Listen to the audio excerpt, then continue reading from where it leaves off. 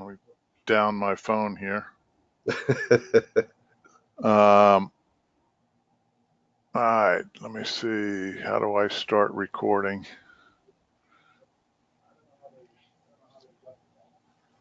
Here, stop recording. All right. Oh man, what's going on here? Okay, no, I think we're good. All right, Larry, I appreciate you being here today. We've got an interview with you. We're going to record this, have it on the screen. One of the things I want to say before we get started is, let me see, I can't move this screen. Oh, there we go.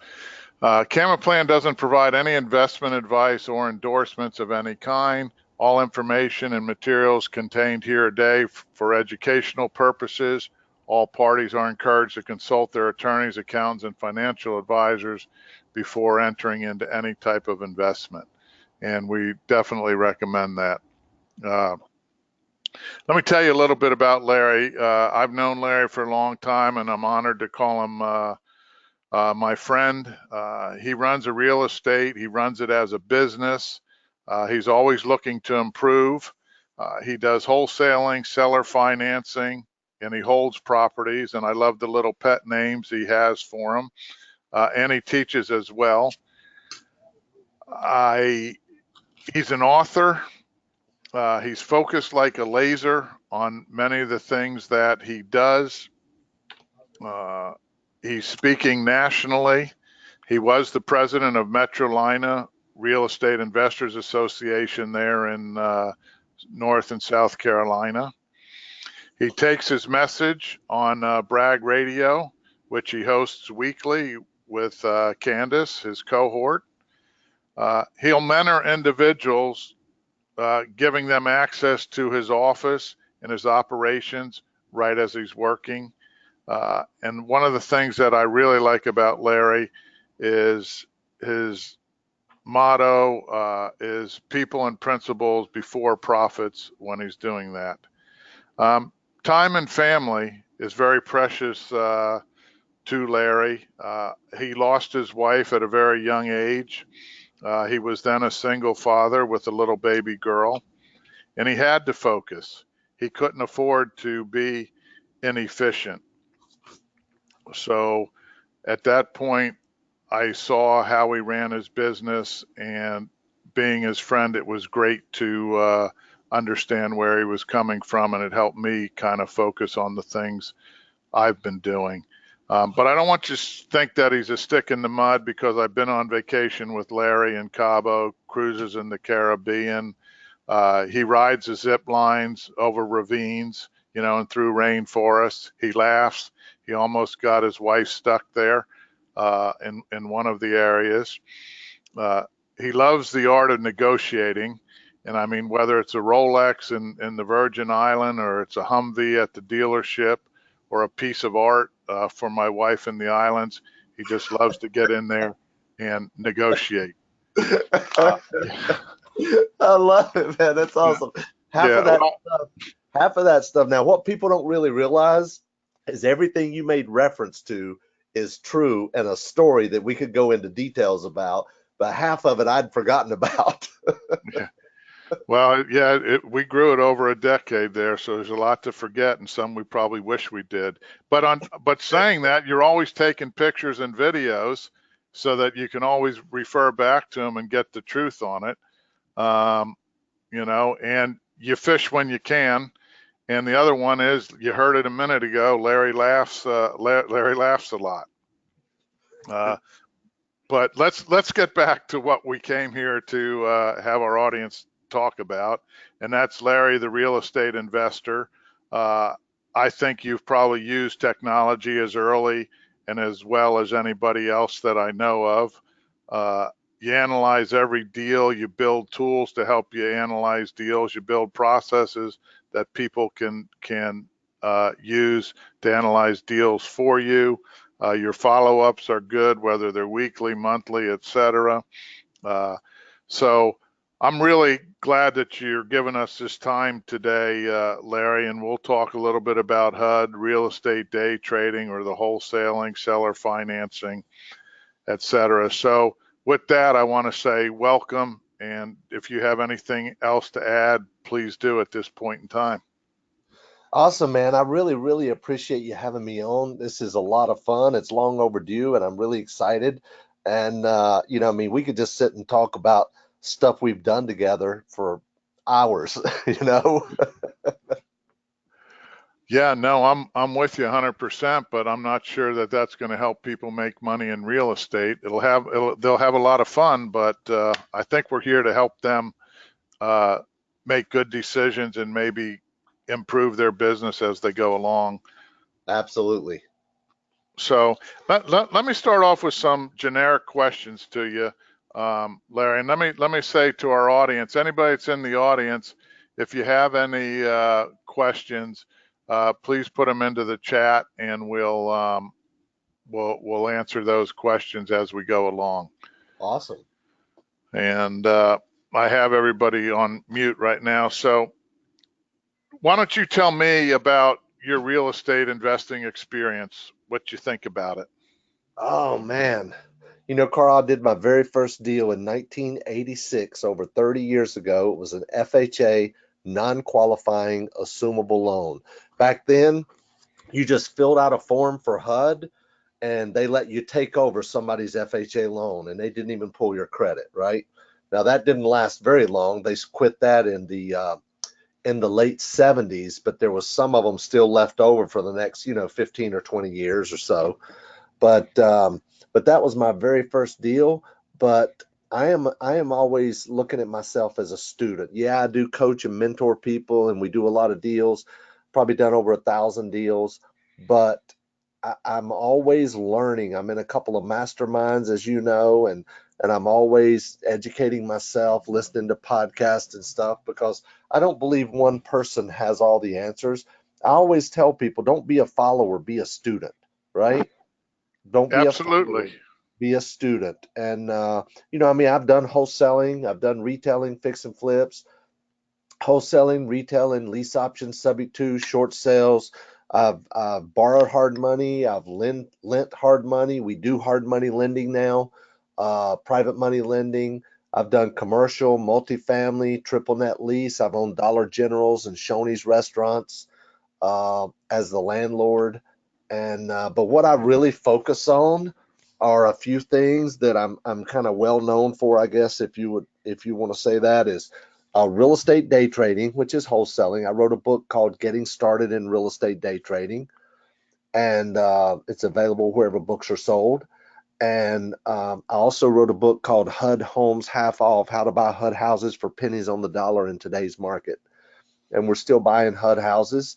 And I also have a model I call Filthy Riches, and it's buying dirt cheap houses nobody else wants and then selling them as is for 3 to 6 times what you paid for it with owner financing and get triple digit returns. No, I think those things are great. I didn't realize you'd done your first HUD home in '86, so I guess once you start with something, it's all you do is put branches on the tree as you get older, There you and go.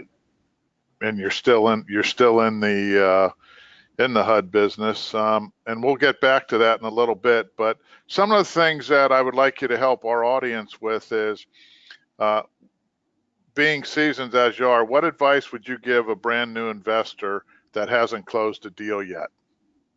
Oh, wow.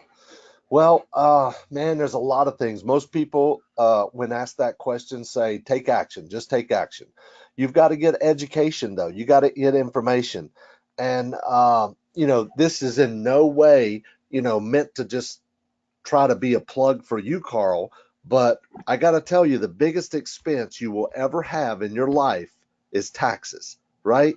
So learn and figure out what to do and how to do it and how to use tax-free accounts, tax-deferred accounts, IRAs, ESAs, um, HSAs, and solo 401ks, safe harbor 401ks. Learn how to use all those. I mean, I'm sitting here looking at a check on my desk right now for $10,500 of a deal I just did in my son's ESA, education savings account.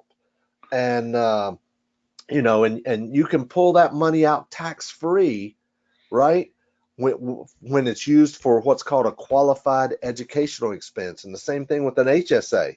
If you can use that money that you make in those accounts for any qualified, medical expense. And there's a lot of them out there, including even mileage to the doctor, right? So, first thing I would say is just take action and then get education, and then also learn how to do deals in, or how to make investments, I should say, in your self-directed type accounts, because taxes is the biggest expense we'll ever have in our life, isn't it, Carl? Yeah, I mean that's the way I felt it when I got into this, when I found out about self-direction and buying real estate, et cetera. If you get up to that next level and you're successful, for sure you'll learn it, because everybody that does. Um, all right, so we may joke about you being the negotiator, but I do think people in the industry and others that know you do call you the master negotiator. Why do you think negotiating is such an important part of real estate? Well, it's funny you mentioned that. I've even helped your wife negotiate some jewelry in the Caribbean before. Thank God I didn't know about it.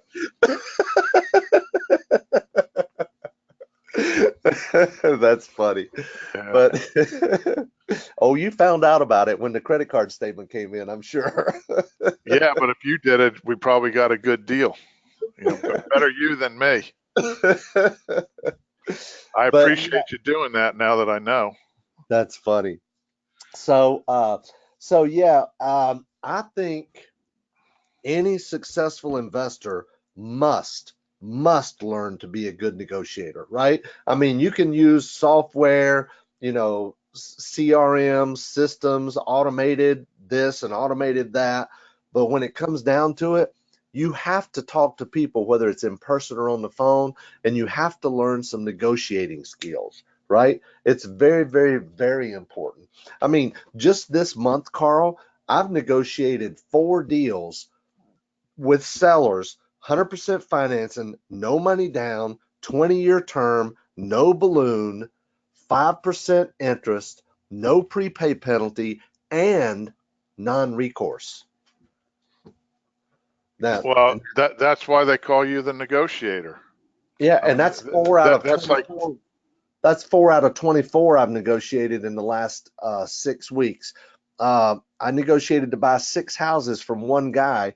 They're all rented out for $350 a piece, and so they're bringing in 2,100 a month, and I'm buying all 6 of them for 35 grand cash. That's okay, not a so bad that, deal. no, that sounds great. That's the part that, I think everybody likes to hear about it. So, Larry, there's so much information that I want to grab from you, and I know we only have a short period of time today, but let's talk a little bit about real estate day trading. And I think you were the first original virtual investor. If you can tell me a little bit about that and what day trading and virtual investing kind of means, because I think you put the two together, don't you? Yeah, I tell people I was doing virtual investing before the term virtual investing was come up with, right? Yeah. I didn't really know that's what I was doing though, because I had put out a bunch of bandit signs all over, and a lady was coming through town. This was probably, I don't know, 12 years ago maybe.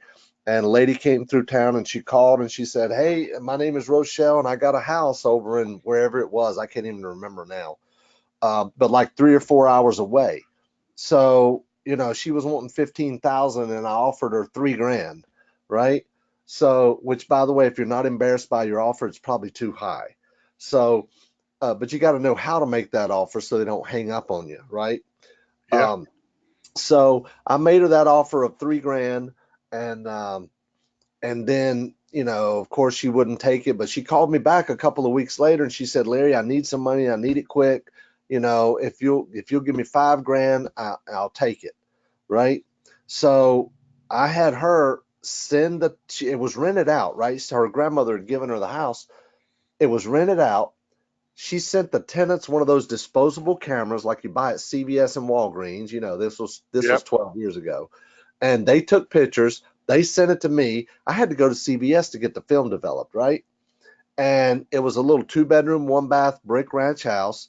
And I started sending out emails to realtors saying I'll take $15,000 for this house, right? And I'll pay, a couple $1,000s in commission. So one realtor emailed me back and said, "Hey, for $13,000, I'll just buy it for myself." So I bought it for 5. I sold it for the 15 or 13. And I'm thinking, wait a minute. I just bought and sold this house. I never met Rochelle, never went to the house, never met the buyer, never met the seller, never met the tenants, never even talked to the tenants. I did all my business by back then phone, fax, FedEx, email, and internet. I'm like, I got to figure out how to do this again. And that's kind of how the whole thing started. And now I've done deals in 12 different states, right from my office in Lake Wiley, South Carolina. And we do everything now. I negotiated over the phone. We send out a signing service.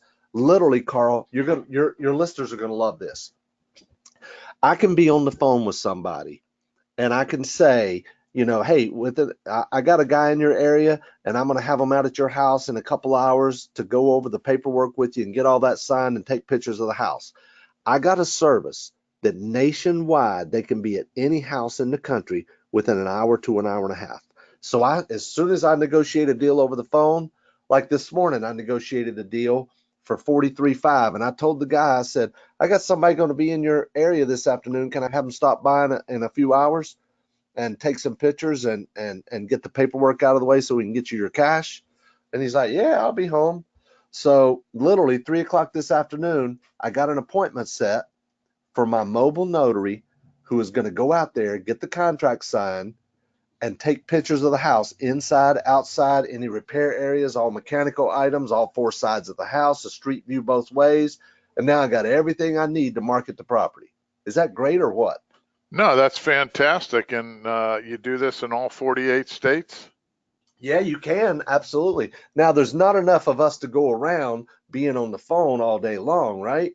But Right. you could drop into any city, any town, anywhere, and you could start doing that. And when I say drop in, I don't mean physically. Let's say you live in Las Vegas, but you want to buy in Indianapolis, Indiana. Well, you can do that. You just start marketing, you make the phone ring, you pick it up in Las Vegas, and you negotiate it over the phone, and then you have my mobile notary service go out and get the doc signed and take the pictures. And they'll get the doc signed and take pictures of the house inside and out for 125 bucks. If it's just the docs, they'll do that for 75. Now you can also, if it's the docs and the pictures, and if you want them to fill out an inspection form, it's 200 bucks. They're my boots on the ground, on demand. That sounds great. So how Yeah. do you find your properties, today to trade? We do direct mail. We do some Facebook marketing, but Facebook marketing is the people are ready when they're searching, but there's a lot of people that aren't online. In fact, a lot of people we buy houses from, Carl, they don't even have an email address. Some of them don't have a smartphone. So we do direct mail. We pick up the phone and answer the phone, negotiate it. Usually I can get a deal within about 10 to 15 minutes. The quickest I've gotten a deal from just them calling cold is 10 minutes and 38 seconds. I got a little competition going on with myself to try to get it under 10 minutes.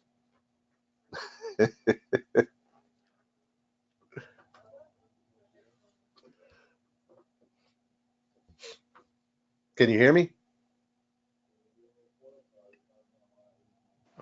How do you analyze these deals so fast? My speaker went Well, on mute. oh, that's okay. So, how do I analyze these deals so fast? Well, when I'm on the phone with them, I pull up the address and I'm looking for comps, right? Now, of course, I'm looking for the lower end comps, okay? And I just tell them right over the phone, I say, look, I don't really determine how much I can pay. The market does. So let me get a little bit of information about your property and we'll see what other similar houses are selling for. So I'll find out, when's the last time the roof was replaced? Do you have central air? When's the last time that was replaced? When's the last time the kitchen was updated? The bathroom, does it need paint, carpet, blah, blah, blah. So we come up with an idea of a number like let's say, so it sounds like it probably needs about 20 to 25,000 in work. Would you say that's about right? Oh yeah, I say that sounds good. So now I look up and see what other houses are selling for. And of course, I'm looking at the lower end comps. I'm just being realistic with them though. And I say, well, here's one at 125 Oak Street. It sold for 45,000. Here's 325 Grove Road. It sold for 42,000. And then here's, 321 Main Street. It sold for 40,000. Right? So it looks like you're probably in the low to mid 40s, something like that. So let's just take the middle, 42.5. Let's back out 25,000. And, and I got to make a little something. Let's figure about a 20% profit. Boom, that's the number, whether it's me or any other investor. Right? So Right. I'm letting them see what I'm doing. I'm not holding anything back. And I give them the addresses over the phone. And I tell them, hey, look, I'm not telling you anything you can't look up yourself online. I'm giving you the address. Yeah, no, I hear it, and you do that all in less than 10 minutes. Yeah, yeah, absolutely. You must get used to this and have those tools right at your fingertips, but that's what I've known you to do. All I really do is I'm sitting in front of my computer and I Google the address and I go to first the street view. If there's not a street view, it might be on a dirt road, and I don't like to buy houses on a dirt road. They're harder to sell. So I Google the address, look at the street view, look at the houses around it, what's around it, commercial, whatever, residential. And then I go to the Zillow link and I look up and see what comps are. I just scroll down and look at the neighborhood and zoom out, and it shows me all the different sold houses around it and what they sold for. It's really simple. I don't use any kind of paid subscriptions. You don't need a lot of you don't need a lot of money to get this thing started. You just need to use your money to make the phone ring. Okay. Hey, Lair, here's what I want to do. I want to get into some of the other things. So if I can put you on the spot here now, can we agree, like in the next 3 months, that we can do an hour or even more on just day trading, and then maybe HUD houses, and then filthy riches? Yeah, man, I love to talk about that stuff. Those are Okay. all my three favorite topics. See, I love real estate because there's so many things you can do it, but there's only three things I hate about real estate, right? It's rehabs, tenants, and short sales. Now that's good information too. Maybe we can do one on that too. No, So, those are what I hate. That's what I hate. well, I know, but that one of the reasons to stay away from them, right? Um, Right, right, right. uh, Tell us some of the ways that investors can finance deals without their own money, and that'll work for all of these, I think, right? Oh man. Well, it really depends on what you're doing with it. Let's say you are wholesaling, okay? If you're wholesaling, if you're dealing with an individual, you could typically assign the contract. If you're dealing with a bank or HUD, they don't allow you to assign the contract. However, you can use private money, you can use cash partners, you can use credit partners, you can use credit cards, you can use assignment of beneficial interest using a trust. You can create a corporation or LLC just for that property and sell 100% of the shares. And there's so many different ways you can do that if you're wholesaling, right? And there's a lot of ways, even if like you're doing a deal. Now, Carl, I know you've told people this before. I mean, you can't create a business in your retirement account, right? The IRS doesn't like that. You're going to end up paying UBIT or UDFI if you borrow the money. But let's say you're going to do a deal and you want to borrow the private money. Maybe you're doing a fix and flip in your IRA, right? If you borrow the money, you're going to pay UDFI, unrelated debt finance income. However, if you partner on that deal, right? If you partner on that deal, you don't have to pay UDFI. Is that correct, Carl? Yeah, no, you won't have a loan, so you don't pay the UDFI. Exactly, exactly. And there's so many little tips and strategies about stuff like that that if you just structure your deal the correct way, then you can do it and not only have it in a tax advantage account, but also save on the taxes that you might normally pay if you structured it the wrong way by having to pay UBIT or UDFI. But you want some investment. You want long-term investments in your self-directed retirement accounts, and you can buy properties and seller finance them, or buy them and lease option them. Even if you borrow the money or you partner with somebody, those are great accounts to do with starting out with small IRAs. Exactly. All right, so you mentioned HUD houses in that little diatribe there. So what I wanted to do is, can you tell our audience what a HUD house is and how it becomes a HUD house? Sure, absolutely. A HUD house is nothing more than somebody went and got an FHA loan. Now, FHA does not make loans. FHA insures loans, right? VA guarantees loans, FHA insures loans. So let's say you went to Bank of America or Chase or Wells Fargo and you got an FHA loan. The lender, the bank, is going to loan you the money based on FHA's underwriting guidelines. And as long as they underwrite that loan based on their guidelines, FHA will insure that loan. And if the borrower defaults, then the bank can contact HUD or FHA and say, hey, this borrower defaulted. I need you to give me my money back because you insured the loan. And the borrower does make, in with their principal, interest, taxes, and insurance, there is an insurance premium in there as well, like PMI, that they're going to pay as well. But then whenever the bank gets paid off, now HUD has a defaulted loan and they foreclose on that property and it becomes a HUD house. Nice. So who can bid on a HUD house? You know, that's a great question, Carl. Anybody can bid on a HUD house. All HUD houses are listed by a realtor, and they're listed at HUDHomestore.com. That's the only place in the world you can buy a HUD house, is at HUDHomestore.com, right?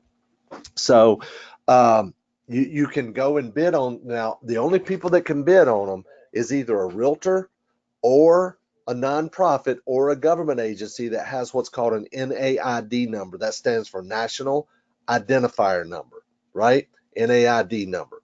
So when the when the realtor puts in a bid for you, right? HUD is a daily auction.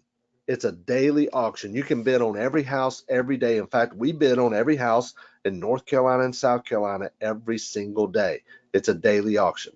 So whenever you bid, right, one of three things happen. Either nothing happens and your bid simply expires, or you might get a counter, or they might accept your bid. Now, if you get a counter, there's four things you can do. You can do nothing and your counter will expire the next day. You can counter back that day. You can submit a brand new bid, or you can accept their counter. So those are the four things you can do if you get a counter. But typically, not all the time, Carl, but typically the first 15 days, and sometimes depending on the area of the country and the market conditions, it might be 5 days, it might be 15, it might be 30, sometimes it's 0. But typically, when a HUD house gets put on the market, it's only available for owner-occupied bidders that first 15 days, or whatever the number of days is, because they want to promote home ownership. So they want to give homeowners, owner occupants, a first shot at the properties. And the nice ones in the nice areas are typically, they get bought up by those owner occupants, right? But as an investor, we have to bid as an investor, and we can't bid subject to financing, subject to inspection or anything. As an investor, our bids are all cash, as is, no inspection, no financing contingency. I know that was a lot, but you know. No, that's good. So let's say you did all of that. Now, what happens when the offer is accepted? When the offer's accepted, it used to be they didn't do stuff digitally. You had to get your contract in. It's sent to the agent, and you had to get it in within 2 business days. But now what they do is they send everything digitally. They send it digitally, and you sign it, and then it goes to your agent. Your agent signs it, and then you send in the deposit. Now the deposit, there's only 2 deposit amounts for a HUD house. If the accepted bid amount is $50,000 or less, it's a $500 deposit. If it's over 50,000, it's $1,000 deposit. And we typically set the closing up in 30 days. But if you don't close for any reason, unless something happened to the house between the time you got it under contract and closing, like maybe someone broke in and stole the plumbing or the wiring, right? If that happens, you can get your deposit back. Or like we had one a couple of months ago where someone broke in and stole the appliances, so they just gave us $1,000 credit at the closing. Nice. So I've heard you tell me over dinner a couple times that the best thing is to try to get the HUD house at a deep discount. Can you talk about what needs to be done to do that? Oh man, that's a great question. That is the secret sauce everybody wants to know about.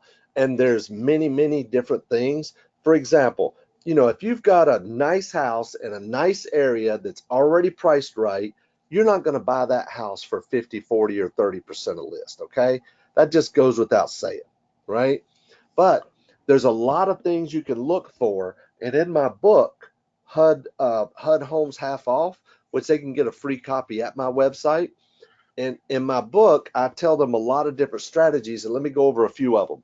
Like right now, we look for mispriced properties, right? I'll give you an example. We bought a house in Parkton, North Carolina. This house was listed for $44,500, right? $44,500. Carl, we paid $45,601 for it. We paid 103% of list. And why did we do that? Because it was mispriced. We pulled all the comps. The comps were coming in 90 to 120, and it was a modular home. It was like 2,000 square feet. And when we called the realtor, we asked the realtor what kind of work it needs. She says curtains, right? So, but she also said today is the first day. Today is the first day that it's available for investors to bid. And I've already got 3 investors bidding today. So in our mind, we're like, well, do you think anybody's going to bid 44.5, which is list? Maybe we ought to bid 44.6. Let's just go ahead and bid 45. What about 45.1? What about 45.101? Maybe we should go ahead and bid 45.5. What if somebody else bids 45.5? Let's bid 45.6. Let's bid 45.601 and beat out all those other people. And we got it. And Carl, I put it on the market for $99,900 with owner financing, $10,000 down.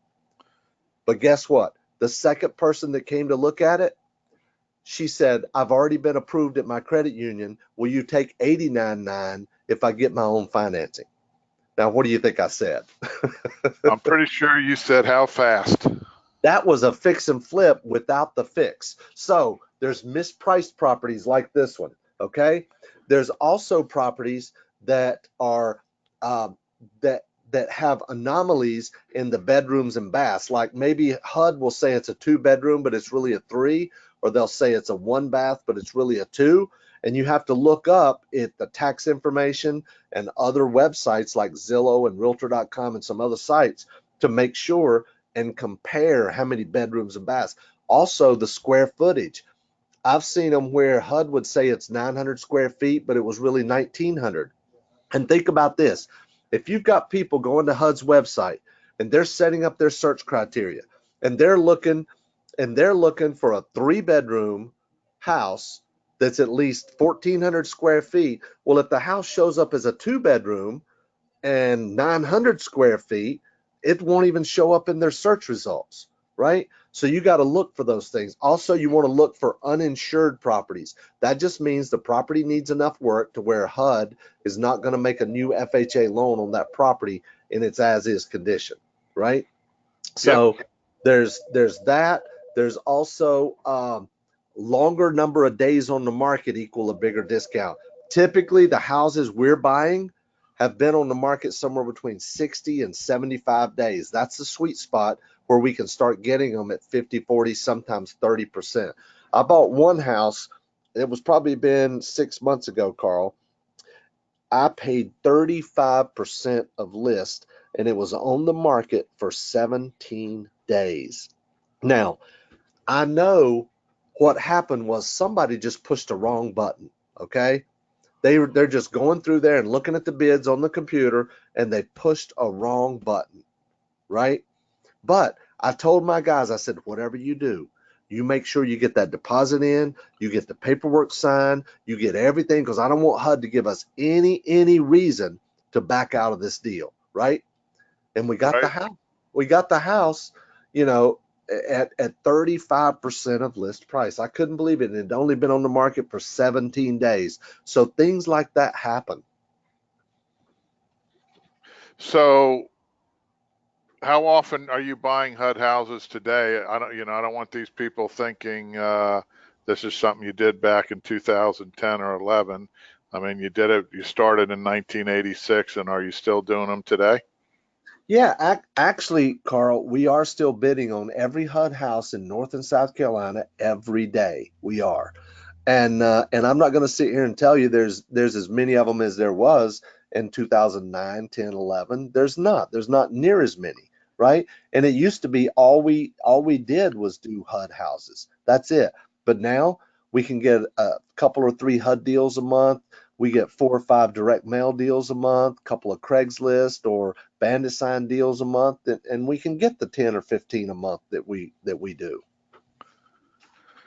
Yeah, well, I mean that's and you're doing them every month. Do you? It seems like a lot of work. Do you still use virtual assistants, or did you cut back on that? I've got a VA that puts in all my HUD bids for me. She's been with me about, I don't know, maybe 5 or 6 years, Mercy, and she's a sweetheart. She's awesome. She only has to work about 2 or 3 hours a day because she's got it down to a science. She has a dual screen monitor. She has our spreadsheet up on one side, and we have this spreadsheet, Carl, that we created that I paid this developer in Australia um, $4,000 to put this spreadsheet together, and it's color coded. So when the bids come in, I know which ones are counters, price reductions, back on the market, new listings, and it has links to Zillow and Realtor.com and HUDHomeStore.com and HUD Home Value. It's got links to all those built right in the spreadsheet, and you can get a copy of it when you get the book as well. Um, and the book's free. Come on. So, Yeah, no. but If you go to Larry's website, LarryGoins.com, I've got it up here on the screen. You can click on these, and you'll get a lot of free good information, I think. And if you like it, great. If you don't, you didn't lose anything except a little bit of time. So yeah, I what do you want? recommend everybody Money go. back? Say, Did you say hear that that? again? No. What do you want for nothing? Your money back? Yeah, right. Well, that brings me to another one. Since we're running out of time, I appreciate you taking it. Filthy Riches. Uh, Give us a quick overview of that model. Oh man, I love that model. That I call that model how to make more money on a rundown 5 or 10 or 15 thousand dollar house than most investors make on $100,000 house, guaranteed, right? And I love this little model because yeah, it's going to be more labor intensive. It's not going to be like you bought a $200,000 house and you're renting it out for 1,500, right? Right? So, but you're talking about you could pick up a house for 5, 10, 15 grand and create a 3, 4, $500 a month cash flow on it for a long time. And the way I teach you how to do it, you don't have to deal with tenants, trash, termites, and toilets, and there's no taxes, insurance, repairs, maintenance, or property management. I love this little model, and the best part is you get triple digit returns. I heard triple digit returns. Yeah, that's I know some people are triple digit rates. Come on now. Yeah, it's not a passive investment though, right? You're going to go pick up a house for 15 grand. You're going to go sell it for 45,000. You're going to get a couple $1,000s down, and then you're going to carry the paper. And then if they default, you're going to do it again. And if they don't, they're going to pay you until it's paid off. So tell us how you some cash now and how you cash out of the deal and get the money now. Oh, that's cool. Yeah, so if you let's say you bought a house for 15 grand, you sold it for 45, you got a couple down, then now you've got a $43,000 note paying you maybe $500 a month. Well, that $43,000 note has a cash value now at a discount. So you can sell that note at a discount to a passive investor, probably an IRA holder, right, that wants to get passive investments, and you sell that note to them. It's a passive investment for them. Now, the thing you got to realize here, a lot of people, some people have heard this strategy before, but the thing you got to remember, guys, is you can't pick up a $15,000 house for $15,000 and then sell it for 45 and think you're going to sell that note for 30 and the house is only worth 15. That won't work. You're going to need to be picking up a $40,000 house for $15,000. You always want to make sure that your passive investor that you sell the note to is in the deal no more than 70 or 75% of the value of the property. Otherwise, it's not a good investment for them, right? You don't want to just sell the income. You got to make sure if they got to get the property back, they're not in it upside down, right? No, absolutely, but that begs the question, where do you find these properties? I've got clients that say, well, those properties aren't out anymore, things have gone up. The hedge funds are bidding all the prices up. But then I say, well, I got a friend of mine, Larry, he still seems to be doing it. So how about sharing with us, big guy? Right. They're out there, Carl. I bought 6 houses for 35 grand this month.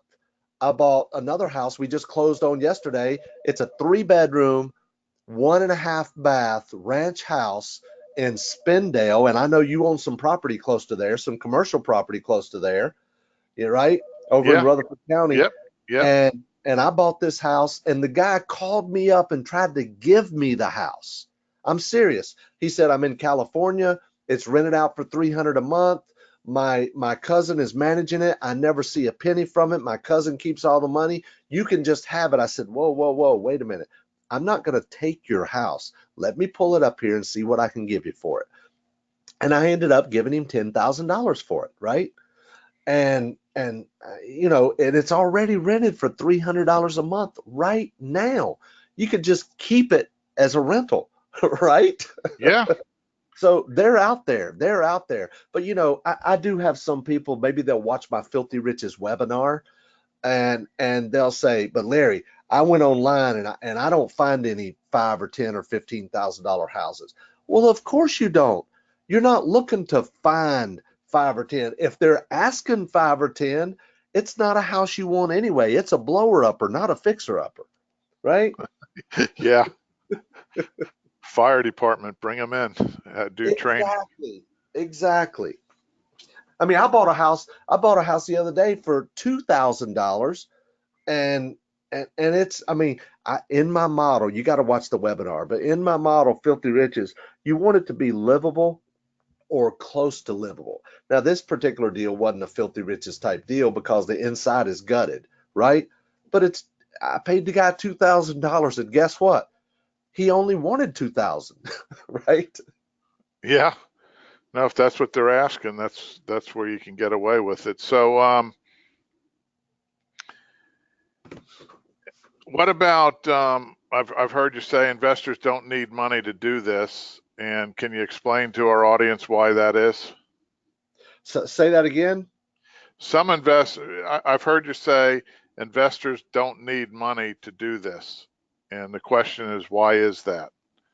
Well, Carl, let me ask you a question.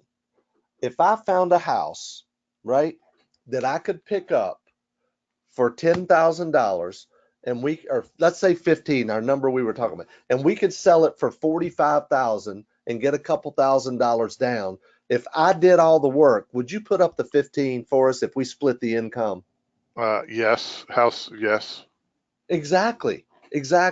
See, guys, this is very, very important, especially for the newbie investors. There's 2 things you got to have to make money in real estate. You got to have money and you got to have deal flow, right? Some people are fortunate enough to have both, right? Here's the way it happens. When you start out, Carl, I'm sure you deal with a lot of people out there, and whether it's clients or people you go travel and speak around the country and around the world, when people start out, they got to get deal flow. They're working on deal flow because they have no money. And then after a while, you start accumulating money and you have both. Then after you get our age, right, Carl, Yeah. you just want to provide the money and let other people deal with the deal flow, right?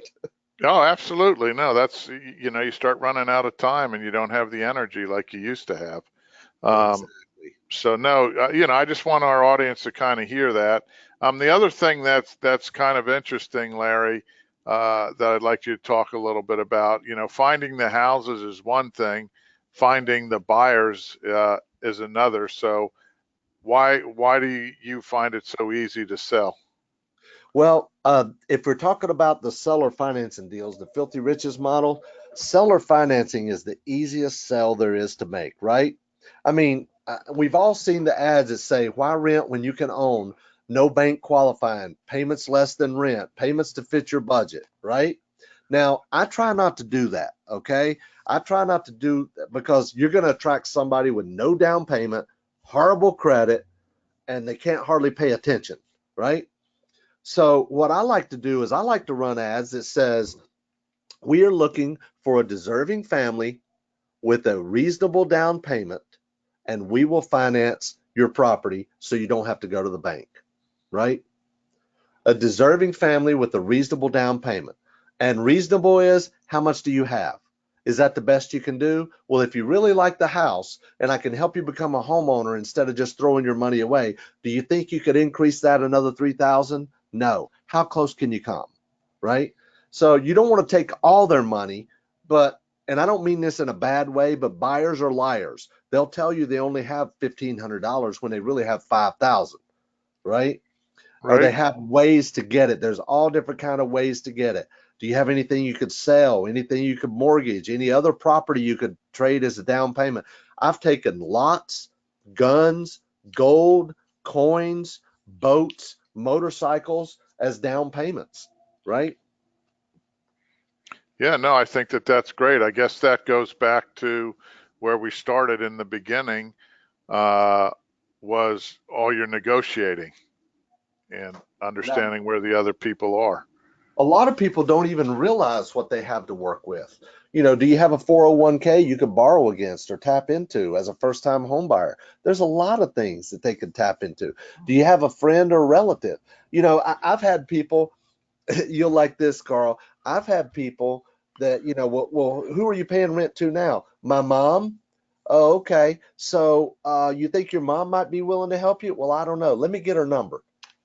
And I'll call up mom and I'll say, hey, I'm trying to help your son, get a house so he can become a homeowner and get out from under your roof. Would you help him out? I'm pretty sure that gets a quick answer. Exactly. Usually it's, how much do you need? How much is it going to cost me to get my son out of my house?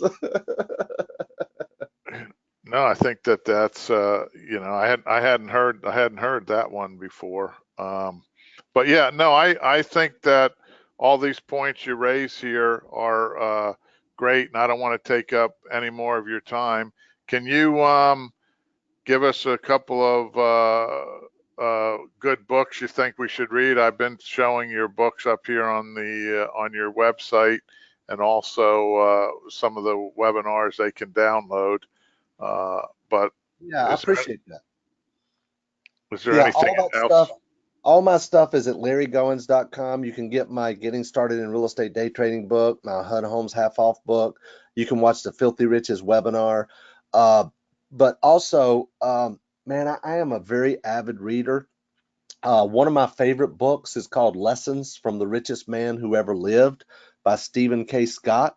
It's all about the book of Proverbs. It's not really a religious or Christian book, but it is based on Proverbs in the real world, right? So also, um, what is it? Rhinoceros Success. I love that book. Rhinoceros Success. It's by Scott Alexander. He wrote it back in the 80s. I still have an original copy from the original printing back in the 80s. And he's just a great guy. You ought to follow him on Facebook.